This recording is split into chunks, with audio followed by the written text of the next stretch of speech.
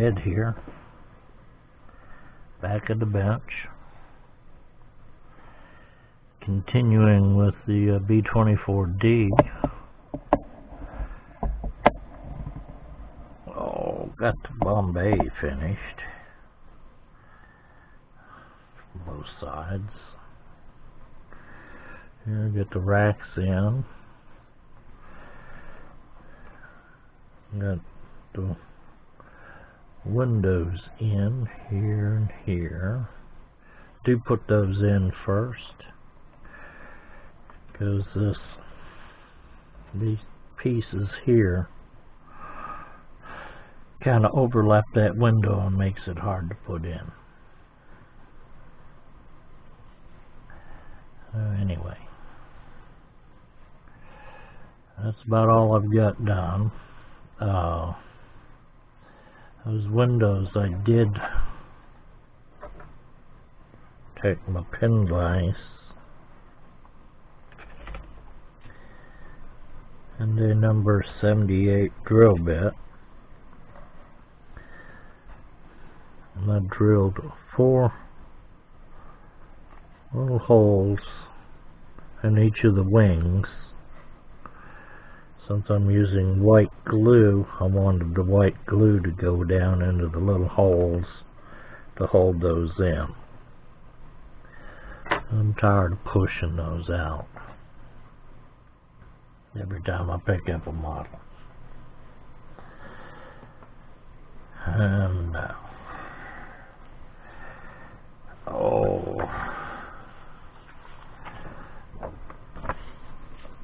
back to the article. And speaking of such, before I get back into it, we've lost another World War II veteran all this week of major consequence, and we feel your loss. Our condolences go out.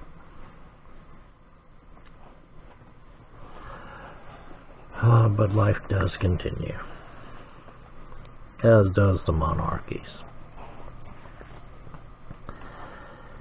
Okay, we're going to continue where we left off here with this article by Martin W. Bowman. Left off here. It says, Bill Dabney, Cameron's co-pilot, recalls some of the edge was removed from this optimism by General Louis E. Brereton, who addressed us all in an open-air meeting in the African sunshine. This is a dangerous mission, but we feel that if the refineries are demolished and the entire force wiped out, it will still be worth the price. It was barely daylight the following morning, 1 August, when the Liberators took off. First underway was the 376 Bomb Group. The Liberators, with 29 B-24Ds, led by the CO, Colonel Keith Compton, with Brigadier General Urizel G. Ent, CO 9th Bomber Command, and the command ship Teggy Ann, which is the model that I'm doing here.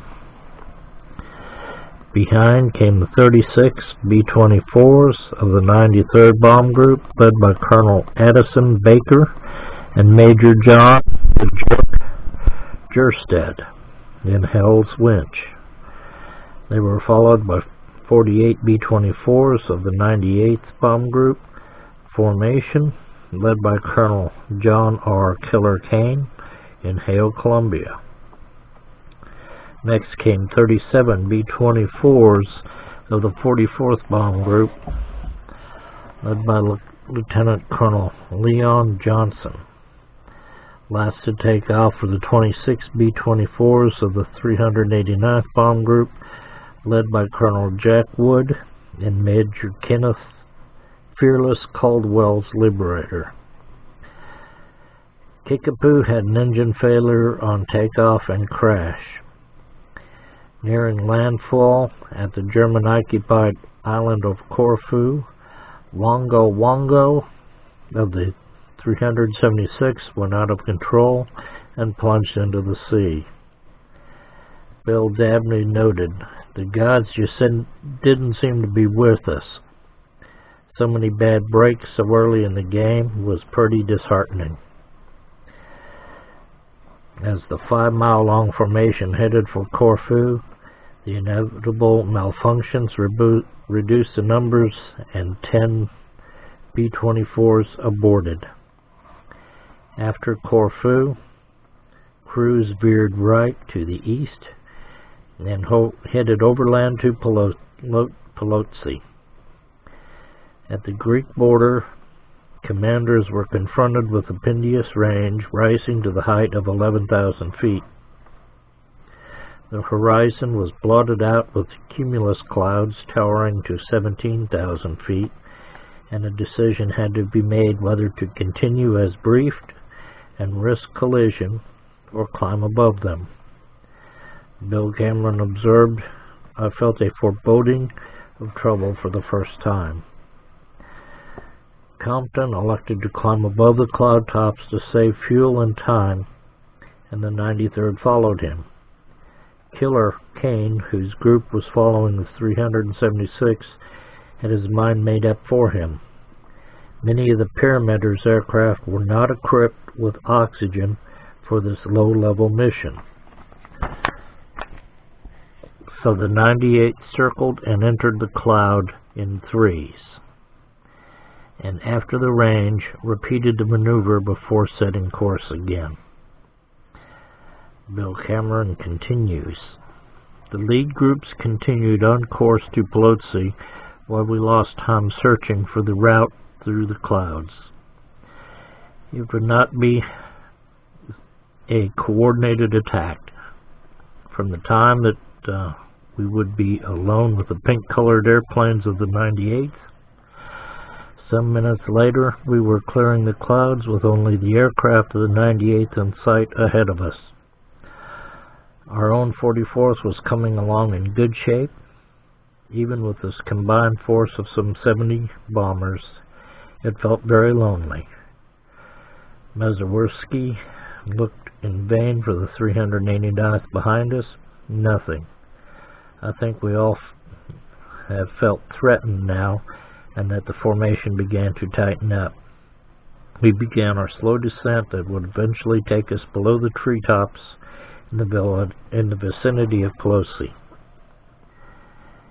I didn't know how our timing was, and it couldn't matter how much, since we were obviously separated from the two groups in the lead. The 98th formation was still stretched out in front of us, and the 389th now appeared behind us and very high. We were down about 3,000 feet as we crossed the Danube and had a very clear view of the Romanian countryside. We didn't know it then, but the two lead groups were some 60 miles ahead of us, and they had reached the first checkpoint on time, but turned on the second checkpoint and streaked on the correct course, but for the wrong target. Due to a navigational error, the Liberados had turned south too soon at Targoviste instead of the correct IP at Foreste. The 93rd followed nearing Polotsi. Compton and Et appeared to take the 376 over the refineries alone. They overtook Brewery Wagon and nosed Tegian into the lead slot. Brewery Wagon was shot down soon after. The error led to the 93rd subsequent tactical mistake in bombing the 98th and the 44th targets, and caused approximately 20 ineffective 376 sorties. Liberados saw the 93rd already desperately fighting its way through to the target area and had split to attack targets of opportunity instead. As the 376 passed Pelosi and began climbing up to the foothills east of the city, they saw the paramedics coming in towards them. The plan was in ruins. The 93rd had followed Compton's force, trailed over Pelosi. Baker and Jersted turned Hell's Winch 90 degrees left and headed for the smokestacks of Pelosi. Ramsey Potts and the Duchess and the second formation of 93rd B-24s followed.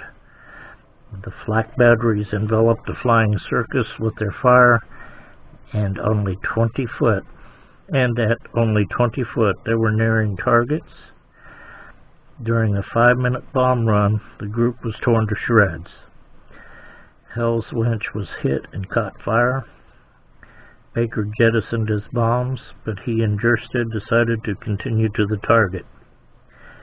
At Pelosi, Hell's Winch was enveloped in flames and surged up to 300 feet before falling back and crashing to the ground. Both pilots were awarded posthumous medals of honor for their sacrifice. Captain Walter Stewart, the deputy leader in Utah Man, took over the 93rd lead, and despite severe damage to the bomber, managed to land again in Libya 14 hours later. 9 93rd B-24s were lost over the target, and 2 collided in a cloud. 2 more were interned in Turkey. Meanwhile, the 98th and the 44th crossed Pelosi from the northwest. The paramedics suffered highest casualties from all 5 groups, losing 21 of the 38 B-24s that started out from North Africa. At least 9 were destroyed by the blast from the late action bombs dropped by the 376th. The 8 balls arrived at Pelosi at 15:15 hours. Bill Cameron recalls.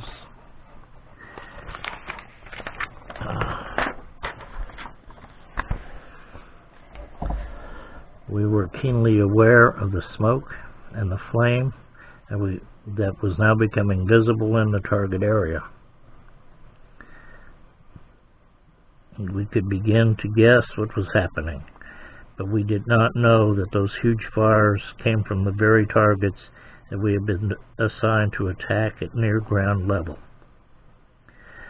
With the aircraft of the 98 stretched out before us, we had passed Pelosi and Thargovist and were nearing the turning point at Flourish.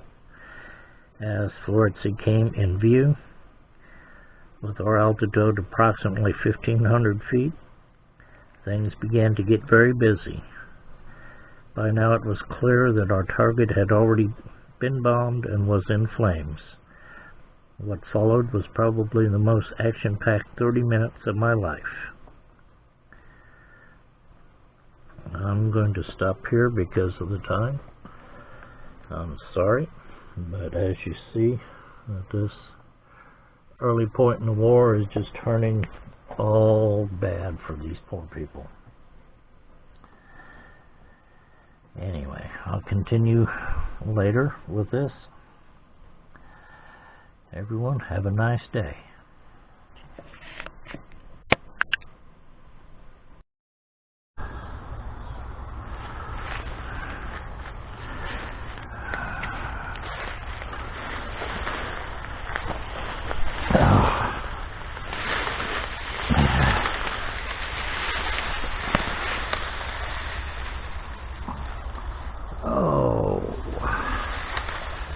Sorry guys, this is as far back as I can get. Thank you. Have a wonderful night.